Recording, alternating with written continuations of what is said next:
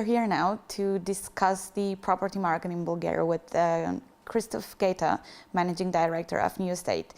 So Christophe, is it actually possible to sell properties in Bulgaria right now? Yes, it is actually possible to sell properties. A lot of people think that the market is perhaps so bad that they can't, but that's really not the case. There are particular areas where there is a lot more activity. For example, particularly in Sofia, the market's very buoyant. It's absolutely possible to trade and sell. In other areas like Sunny Beach, which is a touristic area, still attracting a lot of foreign demand. And that's very buoyant too, along with St. Vlas, Neseba, Ravda, its neighbouring satellite areas. To a lesser extent, the market in Varna, you can sell there, but it takes longer and more exposure. And Golden Sands too. Areas which are inland, rural, even the ski resorts are suffering to a much greater degree, and in those parts it can be quite static. You have mentioned foreign buyers, and we hear a lot of myths about Russian buyers who are basically buying everything. Is it actually true? Well, we sell one property every other day, so we have quite a lot of exposure to the market and to foreign buyers in particular. Russian buyers at the moment are the greatest myth that we come across. They absolutely exist, but not necessarily in the way that many people believe. Lots of people believe or have been told by the hype on the internet that Russian buyers somehow come equipped with excessive wealth, that they're all oligarchs and that they're actually here to spend a fortune and overpay for properties. And this also really isn't true. Russian buyers that we see, or those from the Ukraine or Belarus or any ex-Soviet country, those buyers are purely in the market to demand properties at the market price. They are middle-class, regular people who are looking to buy second holiday homes, and they're often only looking to spend perhaps 30, 40 or 50,000 euros, and it's very rare to see people spend anything above 80 or 90,000 euros at the very top end. So we do get the occasional Russian or Ukrainian or Kazakh who perhaps has millions available to them, and they are business people who are buying premium properties at high prices. But these are very occasional, and this is perhaps less than 1 or 2% of our total sales every year. And of course they're buying properties which again are at the market price, but they're at the high end of the market. Are there any other differences between the Russian buyers and the others? Yes, there are some critical differences, and I think these differences are important for every active vendor in the Bulgarian property market right now. Critically, the previous demand of previous years, in the bygone era, the boom times when the British and Irish were heavily investing in Bulgaria, those buyers were most commonly buying for financial gain, for financial return. And they were looking to quite honestly seek a growth in the value of their property, perhaps to flip them on for more at a later date, or simply to achieve solid rental returns. And whilst these demands are absolutely honest and wholesome, it is nothing to do with what the Russians are currently demanding, which is actually holiday homes purely for personal use. They are buying because they like it. They are buying for lifestyle choices, nothing to do with investment. They are not interested in the area going up in value or how much they might be able to rent their properties for. They furnish them to a personal standard with personal belongings. They don't really rent them very commonly. They're not interested in holidaymakers sleeping in their beds.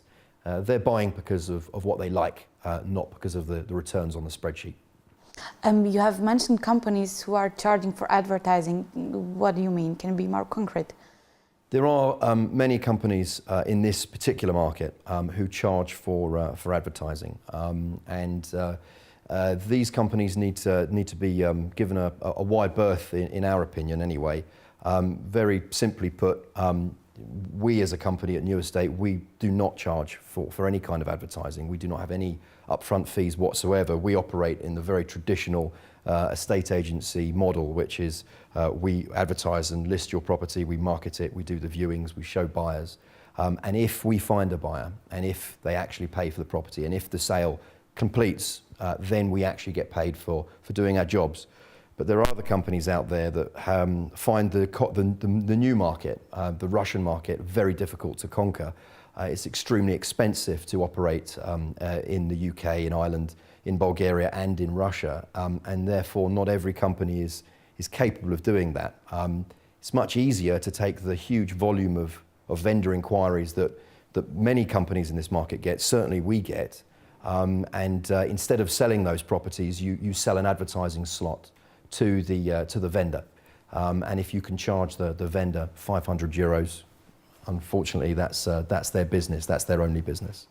But still, there is a variety of agencies. What's your advice of people who want to sell their property and they would like to choose an agency? Well, I think the primary advice is to really do your research thoroughly. There is no need to pay upfront fees to any company in this market for anything, whether it's a valuation or it's advertising. Critically, you need to thoroughly investigate the company, do your research, read everything there is online, try and avoid all the hype and hysteria. Ask your agent for real sales figures. Always ignore the asking prices, because anybody can ask any price for anything that they're looking to sell. Ask for real data, see what they've actually sold, and then make an objective conclusion as to whether this company is really deserving of your business and can they actually deliver the results that you're looking for. And if they're in any way not looking like they can perform, particularly in the Russian market, then keep looking, because you will find all the main players in this market within 20 minutes of searching on Google.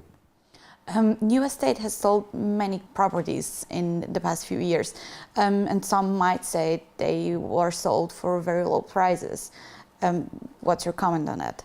We get asked this by owners as well. Lots of people look at our sales statistics and they see an awful lot of volume, and sometimes the owners perhaps haven't been involved in the market for 5 or 6 years, maybe since before the recession. And it can be shocking to all of a sudden realise that actually the price or the value of the property is in some cases half of what it used to be. As such, we're used to this sort of question, and we're quite used to explaining it. The reality is that the market can only offer what the market offers. Anybody is capable of underselling a property. There isn't anybody in the world who is capable of overselling it for a higher price. We as a company will always advertise properties for any price the owners decide. So it's always up to them what to ask for the property. Our role as an agent is purely just to find buyers who have money and the interest and the desire, and then they make offers. And if those offers are enough, the owners decide if they're selling, and if they're not enough, they decide that they keep marketing. And either way is fine by us. How do you see the future of property selling? Is there a brighter future? There is a brighter future. I mean, ultimately, we're at an extreme low at the moment. We are not seeing prices go down, and this is something different from the last 3 years at least, where we've seen a very steady decrease in values. But across the board now, we're seeing stability. And not only are we seeing stability in prices, we're seeing a resurrection in interest from Central European countries. Maybe about 5% of our sales have been to European nationalities, not just those of the Soviet bloc. And this is bringing a wider variety of tastes and requirements, and that brings a greater stability to the market, which we all look forward to, because that means a wider spectrum of people have a chance to sell. And ultimately, if we're not seeing prices going down, we're not that far away from, perhaps, we hope, seeing them start to go back up again. It's not now, it's not in the immediate future, but eventually the market will not just stabilise but recover. And so if I want to resell my property, what should I do first? What's your advice? Well, I think the first thing for anybody who's looking to sell their property is to do a lot of research. Don't necessarily pick up the phone and listen to the first person that you speak to about the market. Certainly don't listen to anybody who's trying to sell you something. Anyone who asks for money before they've done their job, it's a golden rule. Just put that to one side and carry on looking. Make a judgment of how professional these agencies are. See how much money they invest in their marketing.